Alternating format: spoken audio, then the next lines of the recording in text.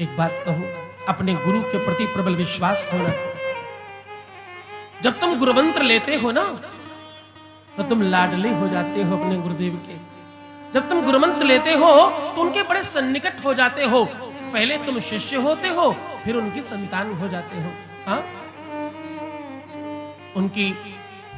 उनकी सारी संपत्ति पर तुम्हारा अधिकार। गुरुदेव के पास क्या संपत्ति है मालूम? बोले तप बल विप्र सदा बरियारा। उनके पास क्या संपत्ति है? बोले तप के बल की संपत्ति है। तप लवित सदा बरियारा, जिनके कोप न कौ रखवारा। कोई अपराध न करे उनके सामने, उनको तो खूब आदर सम्मान से प्रीति करें और भक्ति और उत्कृष्ट बढ़ाएं, खूब भक्तिमान होकर रहे। गुरुमंत्र के संदर्भ में एक और महत्वपूर्ण बात, गुरुमंत्र हमेशा छुपा कर रखना चाहिए, जितना हो सके गुप्त रखें।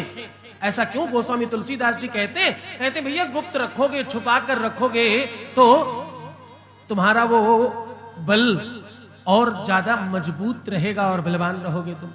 कौन कौन सी चीजें छुपाने योग्य हैं? तो बोले योग, युक्ति, जप, मंत्र, प्रभाव, ये छुपा कर रखनी चाहिए। जोग जुगत जप मंत्र प्रभावु, फल ही तप ही जब करो दुरावु।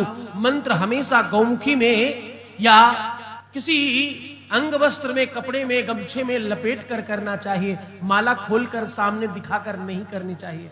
इस प्रकार से या तो झोली माला हो, या झोली माला नहीं है, दिक्कत नहीं है, तुम स्वयं सिल सकते हो, बना सकते हो। नहीं है तो क्या, एक कोई बढ़िया अंग वस्त्र लो, कोई दुपट्टा, कोई गमछा लो, उसके अंदर ऐसे छुपा लो और कर लो। हाँ, और एक बात बताऊं, कुछ लोगों ने गुरुमंत्र लिया, इसलिए जरूरी है ये बात कहना। गुरुमंत्र जपने का एक नियम है, वैसे तो कोई भी माला जपने का एक नियम है। माला को हमेशा रिंग फिंगर में टांग कर रखते हैं। कहां?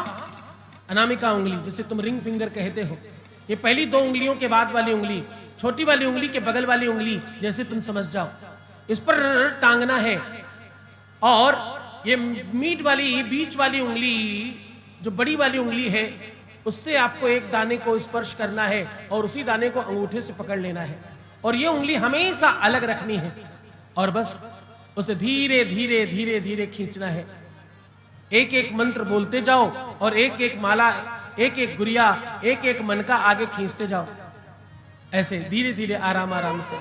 और ये जब पूरा कंप्लीट माला करके आप यहां पहुंचते हो, जहां पर ये आगे फूल लगा है, यहां पहुंचने के बाद आपको रुक जाना है।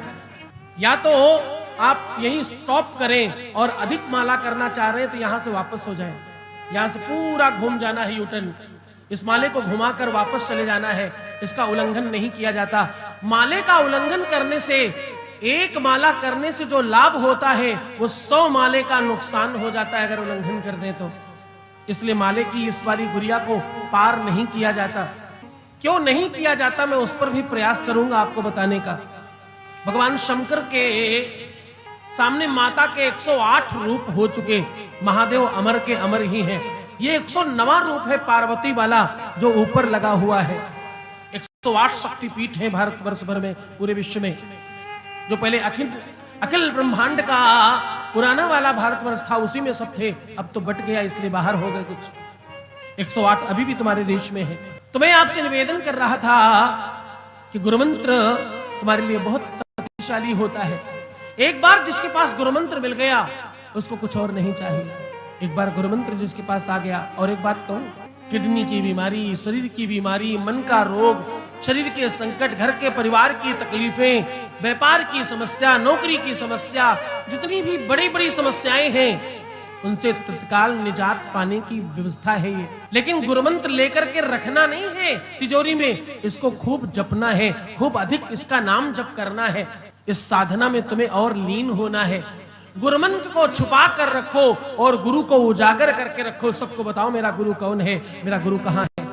और एक बात, गुरु की निंदा किसी भी स्थिति में नहीं सुननी चाहिए, न करनी चाहिए। किसी भी गुरु की नहीं, अपने गुरु की नहीं, किसी के भी गुरु की निंदा करनी चाहिए।